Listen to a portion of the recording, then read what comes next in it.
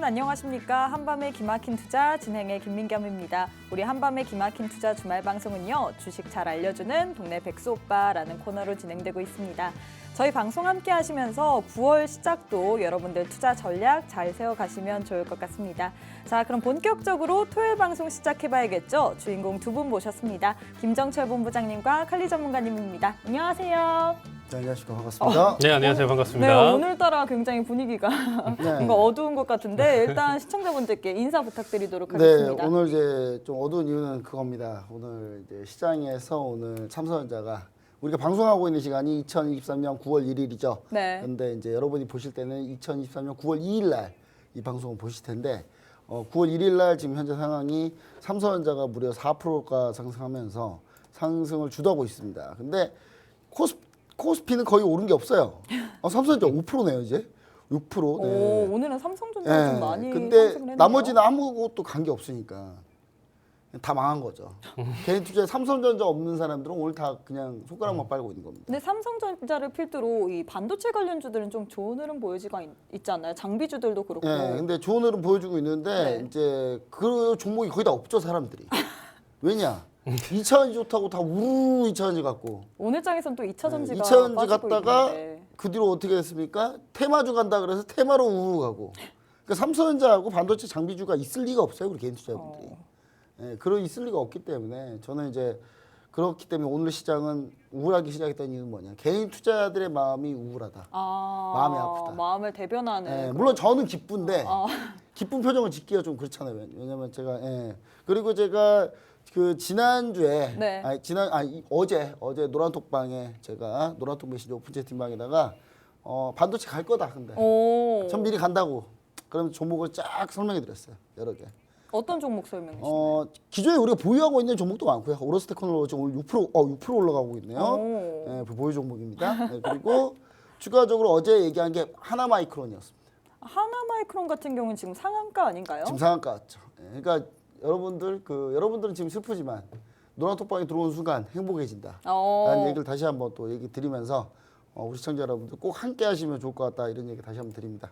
네, 이렇게 전문가님께서 어제 우리에게 이 반도체 관련주들 이제는 갈 시점이다라고 얘기를 했는데 삼성전자 오늘 장중에 5%까지 상승하고 있고 또 하나마이크론 같은 경우에는 상한가 찍었습니다. 이렇게 나도 관련돼서 투자 전략 받고 싶다 하시는 분들 전문가님과 함께 하시면 좋을 것 같고요. 칼리 전문가님한테 한번 여쭤보고 싶습니다. 이번 주는 어떻게 보내셨나요? 이번 주는 제가 가장 좀 중요한 내용을 좀 많이 다뤘었거든요. 그러니까 사실 이제 제가 기술적 분석에 대한 교육을 정말 많이 했죠. 최근에 계속 진짜 하셨죠? 정말 목이 터지게 이제 공부를 이제 설명을 드리면서 이제 계속 강의를 했었는데 이번 한 주 강의가 이제 가장 제가 시장에 이제 현실적으로 좀 대응할 만한 내용들을 이제 좀 많이 설명을 드리고 이번 주 어떤 강의 하셨나요? 피보나치 되돌림을 활용한 정확한 매매 기법을 좀 얘기를 드렸었는데 사실상 이제 기준을 잡고 찾는 내용 자체가 굉장히 중요한 부분이 있어요. 그러니까 이론은 간단한데 실전 대응을 어떻게 가져가는지가 굉장히 좀 중요하다고 보시면 될 것 같습니다. 그래서 사실상 기준 잡는 것서부터 지금 오늘 하루를 그럼 본장에서부터 이제 대응 시나리오를 어떻게 끌고 갈지에 대한 방향성에 대해서 정말 제가 목이 터져라 이번 한 주를 이제 설명을 하면서 가져갔었는데 네.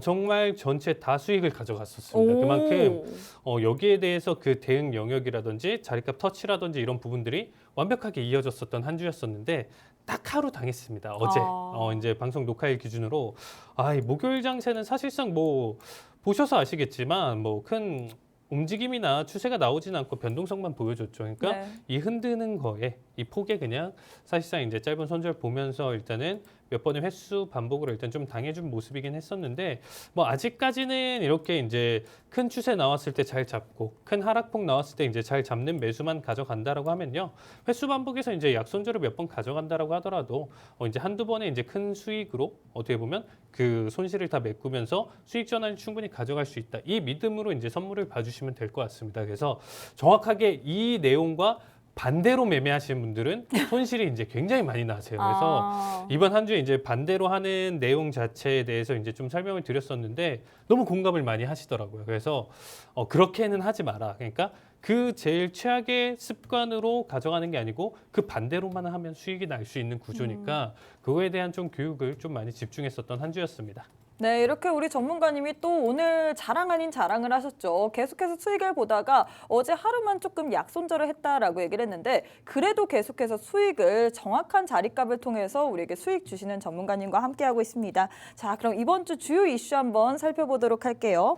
이번 주 시장은 연준이 선호하는 물가지표와 고용보고서에 주목을 했습니다. 일단 현지 시각 29일 날 졸트 보고서가 나왔죠. 이 민간 기업 구인 건수가 880만 건 으로 나타나면서 예상치보다 하회했습니다. 고용시장 둔화가 확인되자 중앙은행의 긴축 정책이 곧 종료될 수 있다는 그 기대감으로 인해서 미국 증시 강세 흐름을 보였는데 하지만 현지 시각 31일 미 연준이 가장 강력하게 보는 PCE 지표가 발표됐는데 예상치와 부합이 되면서 미 증시는 혼조세를 기록했습니다. 과연 이 앞으로의 증시 분위기 어떻게 보셨는지와 함께 일단 이번 주에 보고됐던 이 고용 보고서와 물가 지표 리뷰부터 부탁드리도록 하겠습니다. 어떻게 보셨나요? 네, 일단 뭐 고용 보고서는 사실 이제 오늘 나올 거라 뭐 다시 네. 나올 거라 뭐 크게 상관없을 것 같고 일단 물가 지표 볼게요. PC가 제일 중요하다고 뭐 항상 얘기 드리고 있는데 PC 리뷰입니다. 자, 금리 인상 쉽지 않다라는 결론이 결국 나왔다라는 게 이제 제 생각입니다. 왜냐하면 7월 PC 물가가 전년 비해서 3.3% 예상치 부합했습니다. 저는 3.2를 예상했는데 조금 높게 나왔어요. 예. 이거 맞췄으면 또 영웅 될 뻔했는데. 또 여기서 그리고, 자랑을 하셨겠죠? 네, 그렇죠. 3.2. 너네는 다 틀렸구나. 맞았다. 이런 얘기 할 뻔했는데 일단 코어 PC 같은 경우도 4.1로 예상치 부합. 코어 CP는 저도 그리고 이것도 4.1 예상했는데 예, 좀 안 맞았습니다. 저는. 근데 저는 이제 전체적으로 물가가 조금 더 떨어졌을 거라고 봤는데 물가 예상보다는 조금 강했는데 전체적인 내용을 보면 주거를 제외하고 서비스 물가 둔화세는 아직 확인은 되고 있지 않습니다. 서비스 물가 둔화세가 이렇게 꺾이지가 않고 있어요. 그래서 지금 서비스 물가가 지금 다시 이렇게 올라온 거거든요. 이번 달에는. 그래서 이런 상태를 현재 보여주고 있다. 그런데 제일 중요한 게 이제 파월 미 연준의장이 그 잭슨홀에서 했던 말이 뭐냐면 고용이 좀 중요하다. 고용이 좀 잘 나오면 그러면 이게 서비스 물가를 계속 올리는 영향을 준다. 그래서 고용이 일단 좀 너무 좋게 나오면 서비스 물가는 자연스럽게 올라간다라고 아마 자기네들 생각하고 있다. 이렇게 이제 얘기를 한 적이 있는데 최근에 비농 고용 지수. 자, 잠시만요. 이게 고용자 수인데 고양자가 아닙니다. 고용자. 용자. 제가 이거를 제5탈 거예요. 아마 이거는. 예. 왜냐면 제가 이제 워낙에 급하게 쓰다 보니까 일단 ADP하고 상관관계가 좀 약해졌습니다. 최근에 ADP가 좀 문제가 많았는데 그러니까 ADP 고용이 있고 비농업 고용자 수가 있는데 비농업 고용자 수는 이제 기본적으로 이제 그 매월 초에 그러니까 여러분 지금 오늘 우리가 방송하고 있는데 9월 1일이거든요. 9월 1일이 금요일이잖아요. 그럼 바로 발표해요. 고용 지표를. 고용 지표가 오늘 나옵니다. 오늘 나오는데 여러분들이 이 방송 볼 때는 고용 지표가 이미 나온 상태에서 이 방송을 보실 거예요. 근데 생각관계가 약해지면서 미국 고용 시장이 점차 둔화되고 있다는 고용 시장이 둔화되고 있으면 이게 호재가 아닌데 이제 호재로 인식이 됩니다. 워낙에 뜨겁다 네, 보니까. 뜨겁다 보니까. 그래서 오죽하면 제가 미국 이민 갈까 생각해 보지 않겠습니까? 네, 여기 있는 것보다 미국에서 일자리 구하기가 편한데 굳이 왜 여기 있냐. 제가 약간 이런 얘기인데 일단 미국 고용 시장이 점차 둔화되고 있다는 점 그리고 그게 이제 결국은 서비스 물가를 끌어내리지 않을까라는 긍정적인 시그널을 좀 이번에 봤다. 이렇게 좀 보시면 좋을 것 같은데 PC가 이제 결국 결론은 뭐냐. 금리 인상이 쉽지 않다라고 좀 보여지고 있고 그게 사실 시장에 좀 반영이 돼서 최근에 미국제 10년물 수익률이 좀 하락하고 있어요. 네. 그래서 좀 하락하고 있기 때문에 시장은 조금 더 안도적이다. 이렇게 좀 보시면 좋을 것 같고요.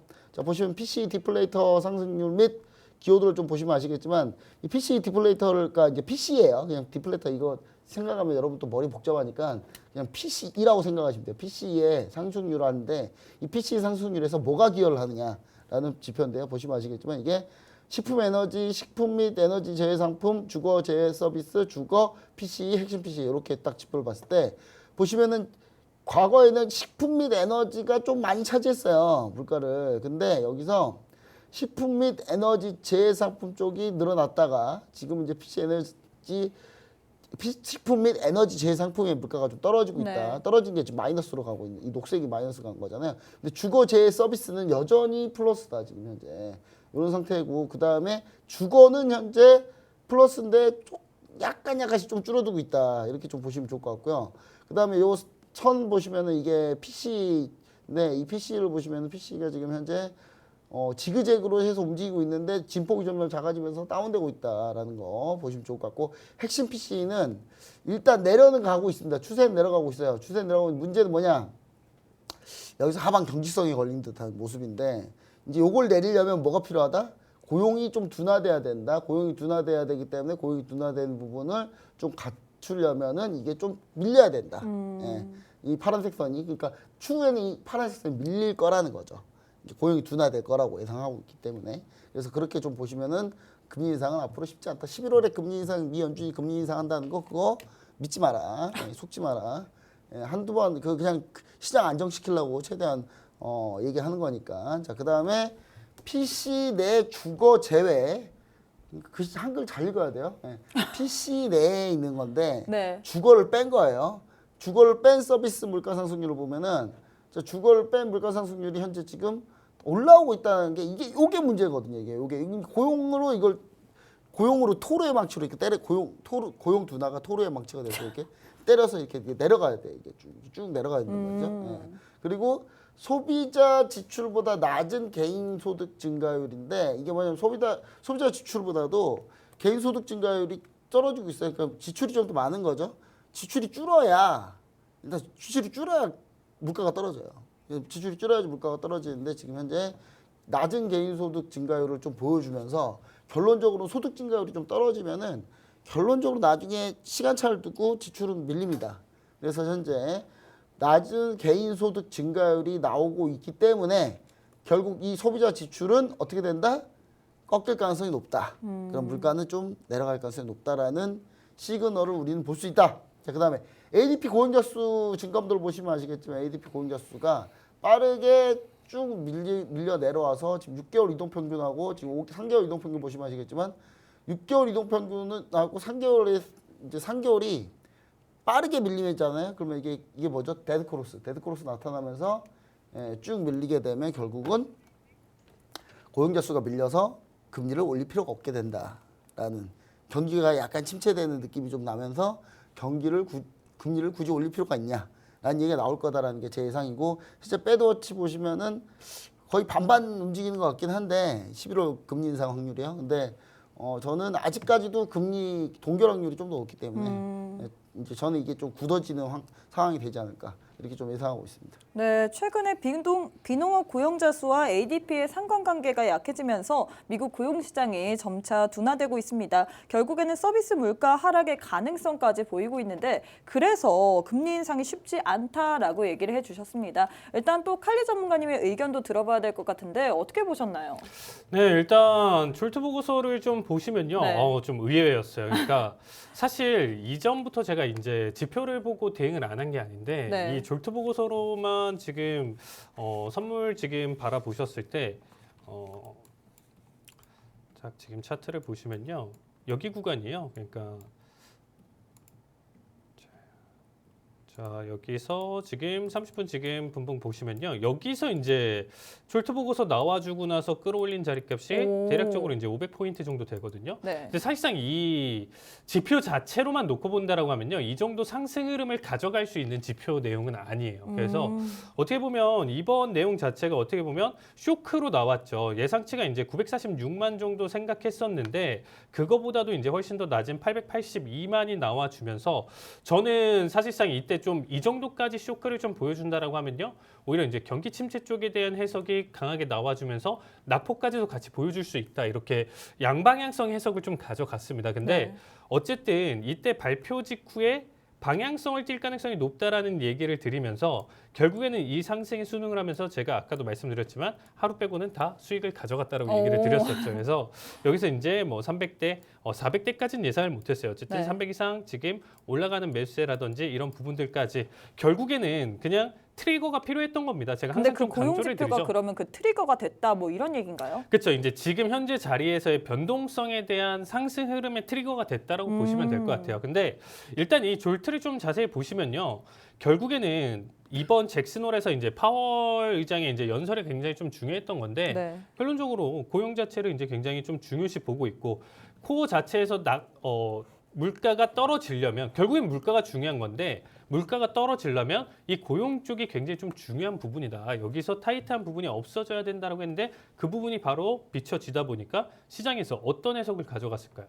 결국에는 9월, 11월, 12월 세 번의 금리 인상 중에 한 번을 사용을 할 수 있는데 이거 일단 9월은 패스를 하고 11월에 일단은 좀 올릴 가능성이 높다라고 생각을 했었지만 이마저도 지금 동결할 가능성이 높다라는 기대감 때문에 증시가 이만큼 상승을 보여줬다라는 거죠. 그 근데- 11월 그럼 9월은 동결할 가능성, 11월은 올릴 수도 있는데 이 고용 보고서 때문에 11월도 동결 가능성까지 제기되면서 지수 상승이 견인됐다 뭐 이런 얘기인가요? 그렇죠. 그게 더 맞는 내용이죠. 그거를 자그마치 500포인트를 이렇게 단기간에 들어 올렸었는데 원래 이제 졸트 하나만 놓고 본다라고 하면요. 얘의 변동성은 50포인트 미만이에요. 그러니까 50% 미만의 변동성을 보통은 장대 가져가는데 이번에 좀 시너지를 잘 받았던 거고 한 번 더 이전의 눌림 자리값에서의 지금 다시금 단기 반등을 좀 이끌어가기 위한 어떻게 보면 재료 트리거 이 내용이 됐었다라고 보시면 될 것 같아요. 왜냐하면 이게 정말로 지표 내용 해석 고지 곧대로 만약에 이만큼 올랐다라고 하면요. 어제자 PC에서는요. 적어도 200포인트에서 300포인트 떨어졌어야 돼요. 왜냐하면 예상치와 부합을 하고 이전치보다 높게 나왔다라는 거는 일단은 지금 현재 표면적으로 나타나 있는 물가 자체가 안 잡히고 있다라는 걸 보여주고 있으니까 지표 자체로 움직임으로 본다라고 하면요. PC 당연히 연준이 지금 가장 사랑하는 지표잖아요. 그래서 여기서 사실 낙폭을 못 가져갔다 보니까 지금 PC만 지금 좀 보신다라고 하면요. 사실 소득은 계속적으로 감소하고 있는데 지금 지출이 늘어나고 있는 현재 상황이에요.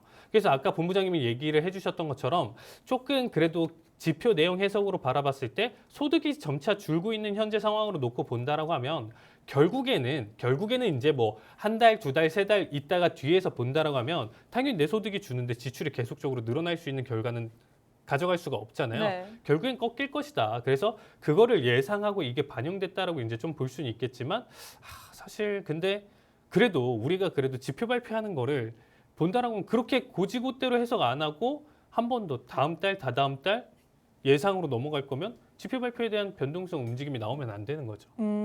그렇죠. 그냥 장기간의 추세에 대한 움직임으로 가야 되고 변동성이나 거래량 자체가 받쳐주면 안 되는 건데 확실히 이번에는 이제 고용 쪽에 조금 더 많이 포커스를 줬고 결국에는 이 고용에 포커스를 주는 것 자체가 물가로 수렴을 하는 거고 이 물가가 인플레이션, 그 인플레이션이 결론적으로 연준이 그 모습을 보고 그 지표 결과를 보고 금리를 올릴 것이냐 동결할 것이냐 인하할 것이냐 이 결정을 내리는 건데 순서가 일단 좀 고용에 너무 많이 집중돼 있었던 한 주였다 이렇게 보여주고 있어요. 그래서 아직은 지금 좀 안 나와주고 있지만 오늘 금요일 날 발표될 이제 비농업 지표에서 사실 이제 큰 변동성을 좀 보여줄 것 같아요. 그래서 여기서 사실 이제 완전히 틀어버린다. 오히려 이제 증가된 형태로 나와준다라고 하면요. 이전의 상승분을 그대로 다 토해낼 수 있고요.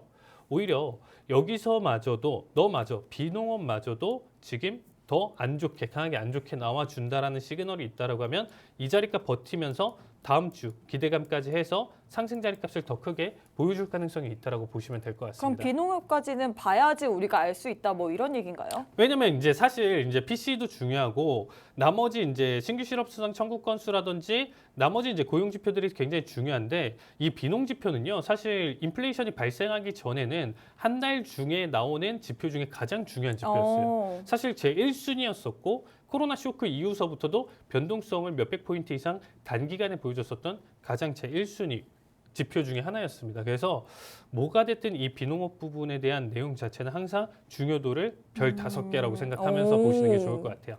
네, 이렇게 전문가님께서 이번 주 전반적인 증시 전략에 대해서 이야기를 해주셨습니다. 사실 고용에 좀 많이 포커스가 집중이 됐었죠. 고용 둔화 강조한 잭슨 홀 미팅에서 파월 연준 의장의 발언에 부합하는 딱 고용 지표가 발표가 됐습니다. 이 때문에 지수 상승에 견인이 됐는데 그래서 일단 우리 전문가님께서는 우리가 비농업 지표까지 거기까지는 지켜봐야지 알 수 있다라고 했거든요. 추가적인 코멘트는 오직 우리 전문가님과 함께 하셔야지만 모두 다 받아보실 수 있습니다. 자, 그럼 다음 이슈 한번 가보도록 하겠습니다. 엔비디아에 이어서 브로드컴도 실적을 발표했습니다. 브로드컴의 2분기 실적은 월가 추정치와 일부 비슷했는데 이 엔비디아도 호실적을 발표했고 브로드컴도 나쁘지 않은 실적을 발표했어요. 우리가 9월 달에 또 반도체 관련주의 전반적인 주가 흐름도 살펴봐야 될 것 같은데 어떻게 보시나요?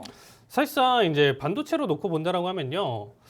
실적이 너무 좋아요. 그냥 지금 예상치에 부합도 하고 이게 지금 AI까지 같이 더해지다 보니까 그쵸. 더 좋은 것 같아요. 계속 이 호재 지금 훈풍이 계속 타고 있는 거예요. 그래서 이제 브로드컴마저도 사실 향후 가이던스 자체도 지금 상향된 상태고 일단 지금 얘기하신 것처럼 AI 훈풍 수혜주로 일단은 지속적으로 그리고 이제 뭐 다음 실적, 다다음 실적에서는 조금 떨어질 것이다 이런 기대감마저도 없지 않나요? 반도체는. 맞아요. 반도체마저는 이미 수주 자체가 다 끝나고 그게 이제 계약이 다 끝나서 이제 받아져 있는 상태니까 내가 생산만 잘하고 가져간다라고 하면 그게 다 돈이 되는 거예요. 반도체 같은 경우는. 그만큼 실적이나 내용으로 봤었을 때는 조금 표현이 그렇지만 깡패죠. 어떻게 보면 이 시장에서 지금 실적 깡패라고 지금 좀 볼 수 있을 정도로 엔비디아도 그렇고 이 뭐 반도체 브로드컴도 그렇고. 자체로 좀 본다라고 하면요. 네. 지금은 반도체에 이제 시장에 모든 관심이 많이 쏠려 있는 상태예요. 그래서 나머지 종목들이 그만큼 어떻게 보면 수혜를 볼 수 있었던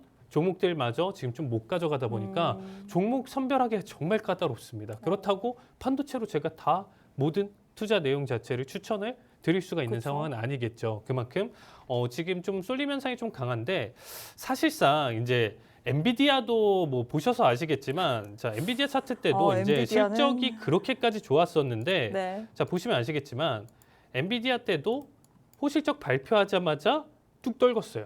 그렇죠. 어떻게 보면 반짝 아니었나요? 그러니까 이제 실적 발표 때문에 이제 프리장에서 갭 상승을 뭐 10% 이상까지 보여주면서 와 511 이상 제가 이제 512까지 봤었는데 네. 결국엔 이제 500 스타트를 보여주다가 그대로 이제 450까지 떨어진 모습이잖아요.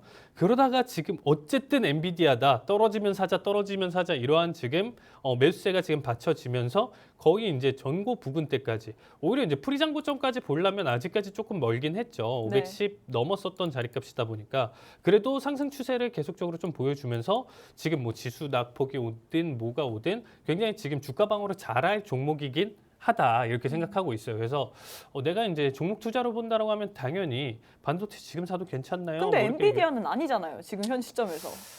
사실 살 수가 없잖아요. 그냥 간단하게 얘기를 드려서 네. 이미 1,500조, 1,600조가 됐는데 일단 1,600조 원이에요. 그러면 얘가 이제 10% 오르려면 이제 160조라는 이제 금액이 올라야 되는 상황이에요. 근데 1조 보셨나요 혹시? 아니요, 단한 뭐 번도 실제로 본 적이 그쵸? 없어요. 뭐 네. 실제로 뭐 만져보지도 못하고 네. 그 얼마 용량이 얼마일지도 가늠이 안 가늠도 안 되죠. 되는데 160조가 이렇게 단기간에 10% 등락폭 이제는 사실 이슈가 있지 않는 이상은 사실 이 정도의 등락폭을 가져가긴 힘들겠죠.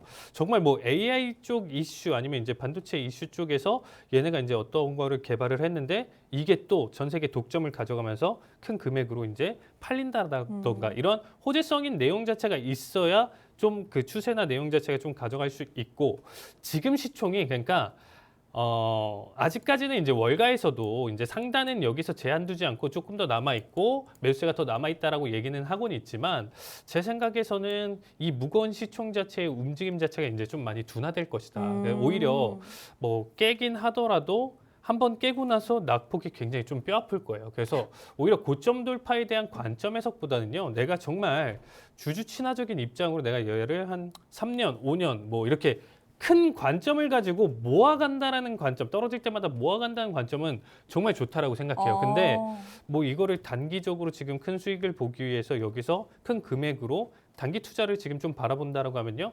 접근은 굉장히 좀 어려울 것이라고 보고 있어요. 그리고 이제 이번에 브로드컴 같은 경우도 실적도 지금 좀 보시면 아시겠지만 예상치에 지금 뭐 계속 이전 실적도 보시면요. 주당 순이익도 그렇고요. 매출적인 부분도 그렇고요. 예측치, 이전치 예측치보다도 다 좋게 나와주면서 이번에도 부합하는 결과에서 좀 더 좋은 결과가 나왔다 보니까 오히려 이제 주가 상승, 기대감에 대한 상승으로 어제자 3% 상승 보여줬습니다. 3.4% 상승 보여줬는데 근데 시간에서 지금 좀 빠졌지 않아요? 시간에서 이제 몇 프로까지 보셨나요? 전 4%까지 봤는데. 네, 맞습니다. 지금 4%까지 빠졌고 네.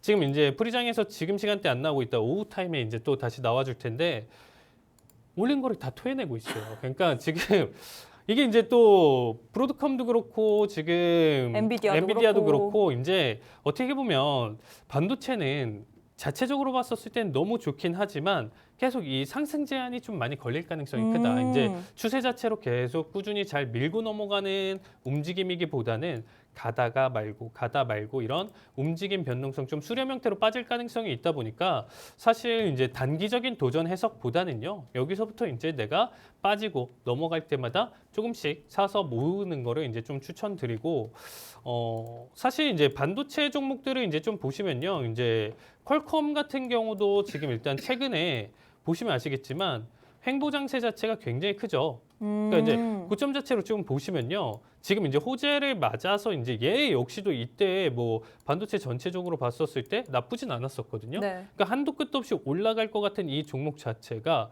얘네 자체도 뭐 실적 자체도 뭐 그렇게까지 배신을 하진 않는데 맞아요. 한번 낙폭 이후에 이 자리에서 지금 상승 돌파 못하고 지금 횡보 자리를 굉장히 크게 가져가고 있죠. 그래서 이런 모습을 본다라고 하면 이 지금 엔비디아, 브로드컴 실적은 좋지만 여기 구간대에서 한번 눌림 자리값이 나타냈었을 때 이 구간대의 박스 자리값이 좀 기간값이 오래될 가능성이 높아요. 그래서 어설프게 고점에서 절대 접근하지 마셔라. 이게 제 개인적인 해석입니다. 그래서 절대 이 자리값 구간 고점 돌파 매매 이런 자리값을 볼 거면요. 지금 오르지 못했었던 다른 종목들을 차라리 보시는 게 좋을 것 같아요. 그래서 오히려 이제 좀 테마 자체가 좀 옮길 가능성이 좀 높다라고 보고 있는데 제가 이제 쉽사리 추천은 못 드리겠어요. 왜냐면 이게 너무 지금 시장이 그쵸. 이쪽에 쏠려 있어서 제가 다른 쪽에 이제 좀 얘기를 좀 드리고 싶은 섹터가 있었는데 그거는 이제 좀 제가 이제 기간을 조금 더 두고 이제 좀 설명을 드릴 네. 테니까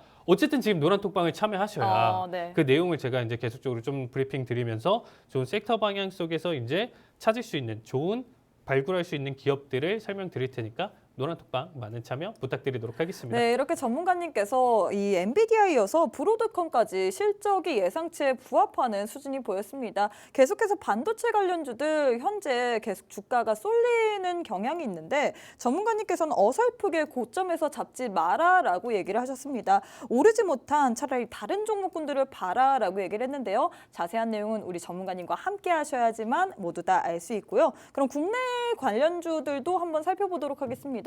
오늘 장에서 일단 반도체 얘기를 했는데 삼성전자가 장중에 5%까지 올랐는데 반도체 관련주들 어떻게 보시나요? 네, 저는 이제 유명한 한마디를 여러분들 해드리고 싶어요. 또 명언 나오나요? 엔비디아의 수혜주는 도대체 뭘까요? 이수페타시스라고 말을 해야 엔비디아. 되나? 엔비디아다. 엔비디아의 수혜주는 엔비디아예요. 네, 알겠습니다. 그러니까 다른 거 그러니까 우리가 주식시장 원데이 투데이 해본 것도 아니고 네. 엔비디아가 대장주인데 대장주여야지 뭐 딴 거 하면 되겠습니까? 대장을 해라. 네, 그러니까 그건 당연한 거예요. 네. 여러분 그 주식시장에서 대장주만 가요. 그러니까 자세히 한번 해보세요. 이거는 여러분들 이거는 법칙입니다. 어쩔 수 없어요. 지금 에코프로 BM 말고 다른 거 LNF 해가지고 지금 성공한 분 계세요? 아무도 없습니다. 근데 엔비디아는 지금 현재 차트 보시면은 뭐 이래요. 차트 보면 엔비디아는 뭐 지금 이런 상태거든요. 열심히 올라가고 있는데 저는 이제 이렇습니다. 엔비디아 같은 경우가 지금 매출로 따지고 보면 거의 뭐 이거는 거의 싹쓸이 하고 있는 상황이에요. 근데 이게 후발주자가 단 하나라도 있으면 좋은데 AMD가 지금 해보겠다고 덤볐는데 뭐 지금 박살나고 있어요. 거의 술도 안 나오고 제대로 만들지도 못하고 있고 엔비디아 말고는 그럼 이걸 만드는 데가 없고 서버용이 지금 이번 우리나라만 하더라도요. 지난달에 네이버 하이클로버 X가 나왔잖아요. 네. 그러면서 어차피 그거 하려면 네이버가 서버 60대 준비해가지고 거기다가 엔비디아에 GPU 칩을 거기다 넣어놨단 말이에요. 네. 엄청 비싸요, 이 GPU 칩 하나가. 근데 그거 60대 다 만들어놨는데 그래도 느려요. 못 쓰겠어요, 진짜. 그래가지고 지금 네이버 하이퍼클로버가 지금 기대보다 별로다. 라는 얘기가 나오잖아요. 근데 이번 달에 뭐 있습니까?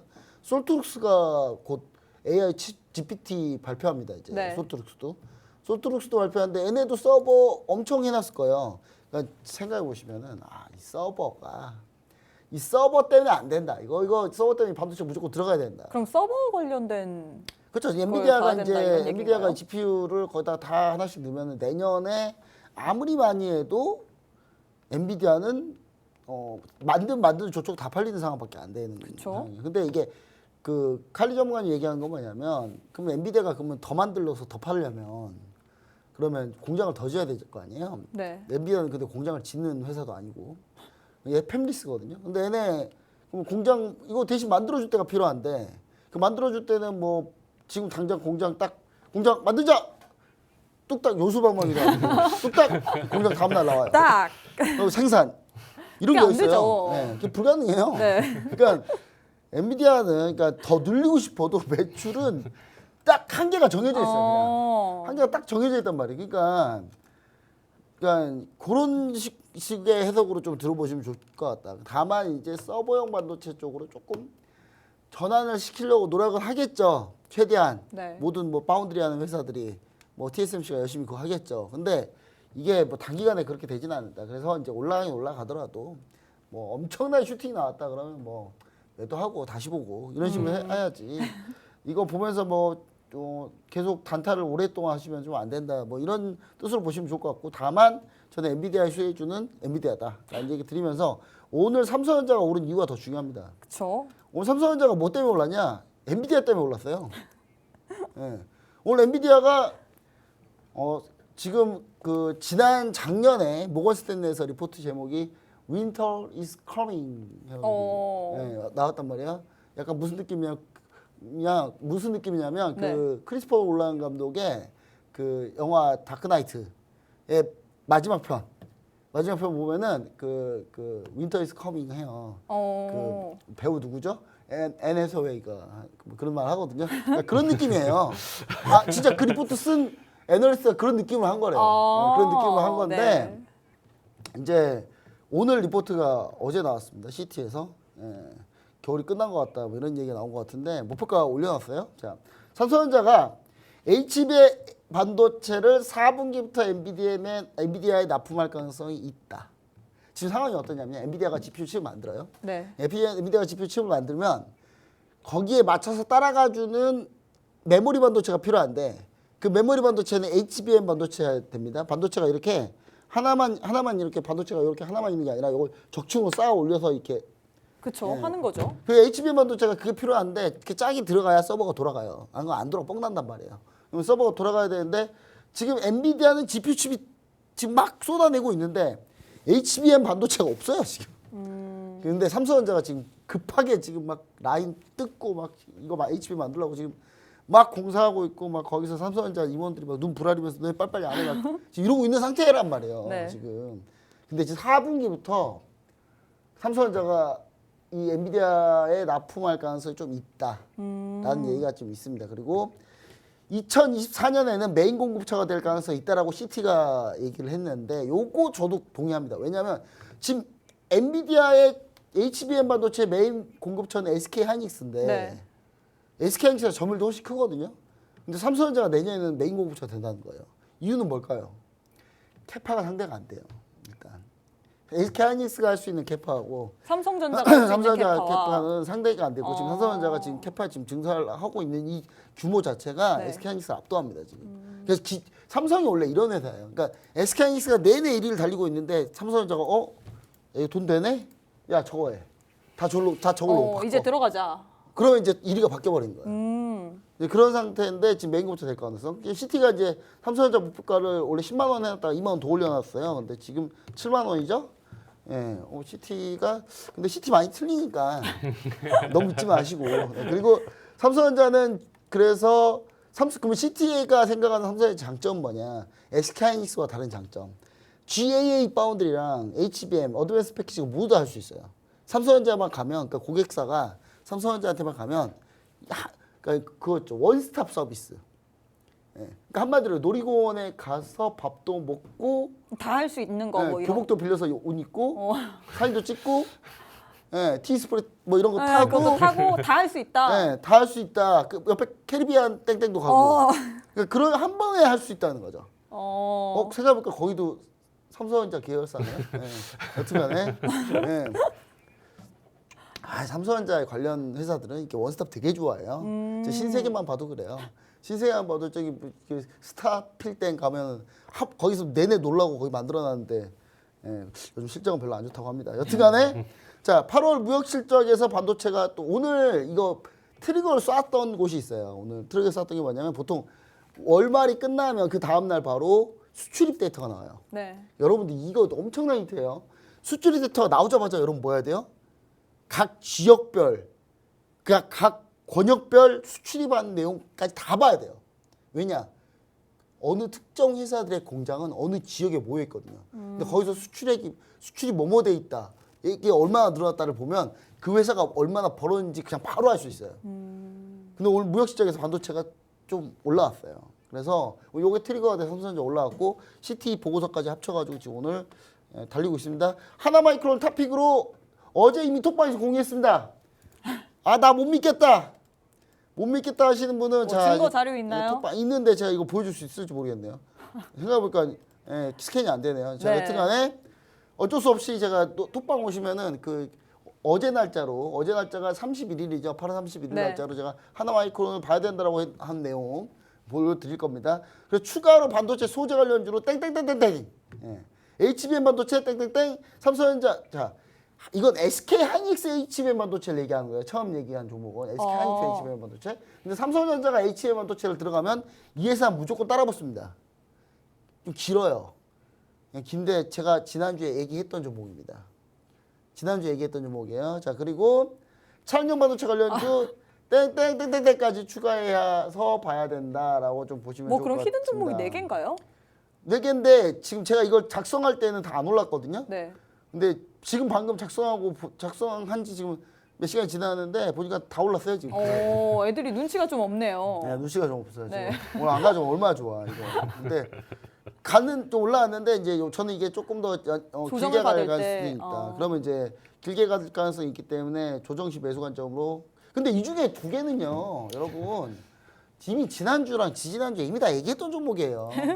얘기했던 종목이라 뭐 사실 뭐 그 종목이 뭔지 다시 한번 톡방 오시면 다시 한번 알려드리겠습니다. 네, 오늘 장에서 삼성전자 이 녹화 당일이 금요일 날 삼성전자 장중 5%까지 상승을 했죠. 이 HBM 반도체를 4분기부터 엔비디아에 납품 가능성이 있다라는 소식 속에서 오늘 장에 반도체 관련주들 홍풍이 들었는데 그래서 우리가 봐야 될 반도체 관련된 탑픽 종목 뭘까가 궁금할 것 같습니다. 오늘 또 우리 전문가님과 함께 하시는 분들에 한해서만 반도체 관련주 4가지의 종목 선물 드린다고 합니다. 자세한 참여 방법 알려드리도록 하겠습니다. 우측 하단에 지금 네모난 QR코드 하나 보이시죠? 휴대폰 기본 카메라 어플 켜시고 TV 화면에 가깝게 갖다 대시기만 하시면 바로 입장 가능합니다.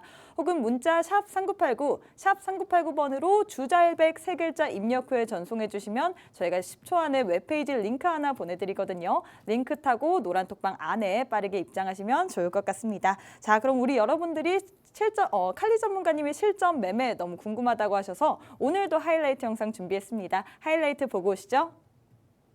자, 89 매도 체결. 자, 일단은 90 기준으로 21 자리값 컷. 요거 마지막 본다라고 했습니다. 자, 21 자리값 커팅. 45. 자, 42. 자, 41 터치. 좋습니다. 자, 밴드 바닥 구간이니까 1차 청산으로는 베스트 자리값이죠. 자, 본절 보면서 자, 5스틱 자리값 나왔고요. 자, 10시 59분. 결국에는 저는 중장기 흐름으로 일단 좀 놓고 본다라고 하면 매도가 어울리는 자리값이 맞다라고 보고 있고요. 지금은 좀 관점 견디기 계단식 하락으로 좀 가져가기 위해서 좀 관점 흐리는 자리값. 백틱 자리값 나왔습니다.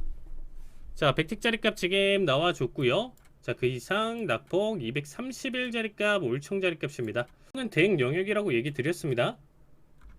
이탈 결과 보고 지금 대응 자리값 가져온 거죠.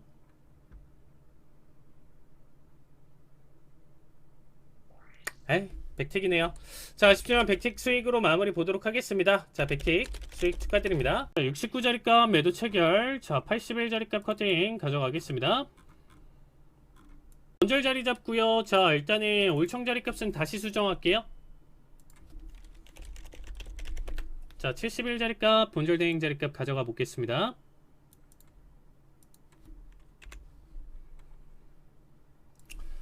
자, 일단은 70 기준으로 자, 15,041 자리값 1차 청산. 자, 41. 자, 600불이죠. 1차 청산 타이밍만 잡아보도록 하겠습니다. 41 자리값 1차 청산. 자, 지금은 본절 자리값은 잡고 보는 겁니다. 71 자리값 본절 대행 600불 자리값입니다. 43. 자, 터치. 자, 600불 자리값 나왔고요. 35는 이번엔 가뜨니 부실 것 같아요. 거뜨니. 자, 38 걸어 놓도록 하겠습니다.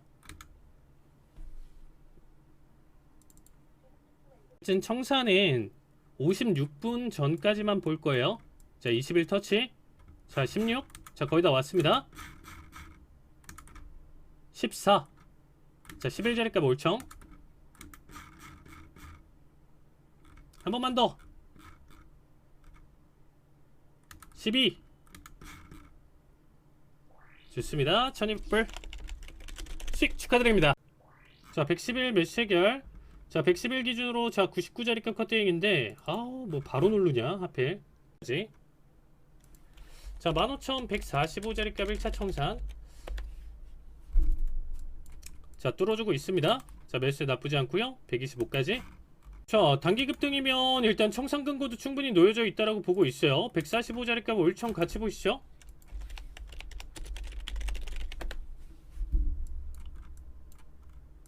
자, 이거 단기 급등으로 넘길 가능성이 높아졌습니다. 132까지. 자, 145 자리값 올청. 자, 당연히 지금인 자, 본절 타이밍 볼게요. 109 자리값 본절 대행. 자, 140 터치. 자, 조금만 더. 자, 145 좋습니다. 700불 수익 축하드립니다. 크게 지금 넘어왔습니다. 자, 51 체결에 자, 39 자리값 커팅. 15,275 자리값 까지를 지금 올청 생각해 볼게요. 500불. 자, 미리 걸어 두시고요. 자, 300까지 보는 자리라고 얘기 드렸습니다. 257. 자, 다시 올려치고 있고요. 자, 이제는 본절 근거 충분히 나와주고 있죠. 자, 본절 대행에 75 올청 같이 보도록 하겠습니다. 어떻게든 끌어올리겠다. 의지가 지금 좀 강한 것 같습니다. 자, 72. 자, 거의 다 왔습니다. 자, 74. 좋습니다. 500불 수익 축하드립니다.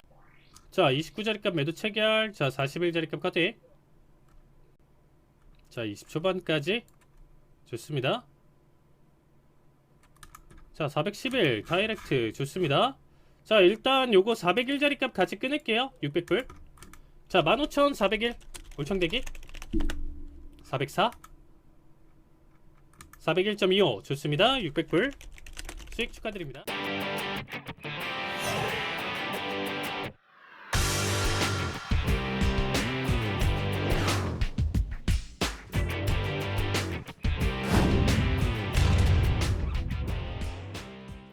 네, 칼리 전문가님의 매매 복귀와 함께 다음 주까지 해외 선물 상품별 투자 전략 한번 세워보도록 하겠습니다. 일단 매매 복귀부터 너무 잘했다고 하시니까 네, 들어가야 일단 될 것 지금 같아요. 매매를 영상을 지금 보셨을 텐데 사실상 이제 좀 굵직하죠. 이제 한 자리당 이제 한 타점으로 이제 1,200불, 1,300불 뭐 이런 식으로 가져가고 항생 기준으로도 이제 6,000 정도 이제 6,000불 정도 이제 가져가는 결과, 그래서 이제 100틱에서 이제 160틱까지도 이제 좀 바라봤었던 자리값이어서 일단 이번 한 주는 좀 굵직하게 이제 좀 잘 끌고 갔어요. 그렇다고 뭐 이제 손실을 안 본 것도 아니지만 손실은 정말 짧게 보면서 수익을 조금 길게 가져갔었던 결과였다라고 보시면 되겠습니다. 그래서 제가 이제 한 12포인트 만약에 이제 손절을 봤다라고 하면 여기서 60포인트 가져간다라고 하면 한 번에 손익비 자체가 굉장히 나와주면서 수익을 잘 끌고 갔었던 이제 좀 한 주라고 보시면 될 것 같아요. 그러니까 이번 한 주에서 이제 좀 가장 큰 포커스 중에 하나는 제가 이제 교육 내용을 얼마나 이제 집중해서 이제 좀 설명을 드렸었고 네. 그 교육 내용에 따라서 맞춰가지고 자리값들이 다 나오는 거예요. 그러니까 목표가라든지 타겟 자리값들이 이제 명확하게 이제 잘 나와주면서 거기에 따른 방향성대로 대응을 했었을 때, 왜냐면 아나운서님 보셔도 여기 구간에서부터 여기 상승이 나오는 구간인데 네. 목표가가 만약에 이제 380이라고 만약에 가정을 해볼게요. 그러면 여기 사이 구간은요, 몇 번의 횟수 도전을 해본다라고 하더라도 매수로만 가져갔을 때는 충분히 다 먹을 수 있네요. 그렇죠. 그러니까 뭐 단기적으로 흔드는 변동성에 나의 짧은 손절가가 터치를 보면서 손실을 가져갈 확률은 있겠지만 우리가 이 차트를 보고 나서 대응을 보셨을 때는 결국엔 매수라는 관점을 잡아놓고 계속 횟수 도전을 해봤을 때는 성공 확률이 훨씬 더 높겠죠. 사실 여기에서의 성공 확률은 80%가 넘는 자리예요. 그러니까 이때는 이제 좀 약간 같이 이제 축제 분위기였죠. 이제 막 그냥 계속 뭐가 되든 더 욕심나고 싶어요, 더 보고 네. 싶어요, 이제 막 이런 느낌으로 했는데 더 설명드렸던 자리값들까지도 이제 다 터치를 보여줘가지고 이제 좀 기분 좋게 이제 좀 보여줬었던 이제 내용이었습니다. 그래서 일단 교육에 지금 계속적으로 집중하고 있으니까 노란톡방 참여하시면서 궁금한 부분 그리고 참여하고 싶으신 분들은 꼭 참여하셔서 좋은 관점 받아가시길 바라겠습니다. 네, 그럼 매매 복귀를 해봤다면 이제는 다음 주까지 해외 선물 상품별 투자 전략도 세워봐야 될 것 같습니다. 진행해 주시면 좋을 것 같아요. 네, 일단 오일 보도록 하겠습니다. 진짜 이 크루드 오일 같은 경우는 제가 아나운서님 계속 기억하시나요? 제가 뭐라고 얘기 드리죠? 오일은 상승한다. 계속 얘기를 드렸었죠. 지금 이미 차트도 지금 좀 보시면 아시겠지만 이러한 상승 자리값을 계속적으로 얘기를 드렸어요. 네. 근데 지금 한 번은 눌림 자리값은 나왔지만 재차 전고점 라인 때까지도 지금 돌파 자리값이 지금 좀 보여주고 있기 때문에 사실 이 추세는요. 제가 이 방송에서만 지금 한 5주 연속으로 매수 자리값을 이제 계속적으로 얘기를 드렸었던 자리예요. 그래서 89.79달러, 그러니까 결국에는 90달러 부근대까지는 5일 상승 가능성이 지금 높은 자리다. 근데 이제 미국이 이제 전략 비축률을 지금 좀 채우는 기간 자체를 조금 미뤘었어요. 근데 이번에 조금 채웠다라고 얘기가 나오더라고요. 근데 그럼에도 불구하고 그 영향이 지금 상승을 이끌었다라고 보기보다는 저는 이제 뭐 어쨌든 사우디가 60달러대, 70달러대 초반대를 절대 보고 싶지 않다. 그 의지가 정말 강한 것 같아요. 그래서 일단 이 80달러대는 계속 유지하되 조금의 이제 단편적인 이슈가 받쳐준다라고 하면요. 단기간에 이제 90달러대까지는 터치 가능성이 높다. 그래서 오히려 이 구간대에서는 뭐 사실 매도 도전을 가져가기보다는 매수에 대한 자리값을 지금 조금 더 집중해서 보시는 게 더 유리하다라고 볼 수 있고요. 자리값, 타겟 자리값은 90 돌파하기 직전까지 89달러 후반 부근대까지만 봐주시면 좋을 것 같고요. 그다음에 이제 골드를 보시면요. 제가 지난주에 이제 딱 2,000달러대까지 상승 가능성 얘기를 드렸었는데 네. 고점이 이제 1976까지 올랐어요. 근데 이게 어디서부터 올랐냐면요. 1930대부터 올랐어요. 그러니까 30, 40 초반에서부터 이제 30포인트 올렸는데 20포인트가 조금 모자랐다. 지난주 이제 좀 얘기 드렸었던 게. 근데 이제 상승 자리값은 충분히 저는 조금 더 받쳐줄 가능성은 있다. 그래서 2,000 자리값은 한 번 더 지금 맞아 떨어질 가능성이 있기 때문에 단기적인 쉬어가는 타이밍이 있더라도 상승 가능성은 충분히 있다 보니까 매수 대응 자리값이 이제 조금 더 어울리는 구간이다라고 보시면 될 것 같아요. 그리고 이제 나스닥 같은 경우가 정말 어려워요. 진짜 이번 상승도 사실 저는 순응은 하긴 했지만 이제 좀 장기적인 관점으로 파동을 좀 바라봤을 때는 좀 어려운 구간이다라고 좀 보시면 될 것 같습니다. 그래서 일단은 600대 자체가 밴드 상단을 지금 맞아준 시점에서 저항 여부와 다시금 고점 돌파하면서 650대까지 안착을 한다라고 하면 매수 자리값 계속적으로 봐주시면 될 것 같고요. 마지막으로 이제 구리 자체를 보시면요. 구리 역시도 이제 일봉상 밴드 상단 맞는 자리값이기 때문에 이 구간대에서부터는 이제 매도 대응 자리값 봐주시면 좋을 것 같습니다. 네, 이렇게 다음 주까지 해외 선물 상품별 투자 전략에 대해서 세워봤습니다. 저희가 준비한 내용은 여기까지고요. 본 방송은 투자 판단에 대한 조언일 뿐 해당 종목의 가치 또는 상승 하락을 보장하진 않습니다. 이 점 꼭 참고해 주시길 바라겠고요. 저희는 내일 이 시간에 다시 찾아뵙도록 하겠습니다. 시청해주신 여러분 고맙습니다.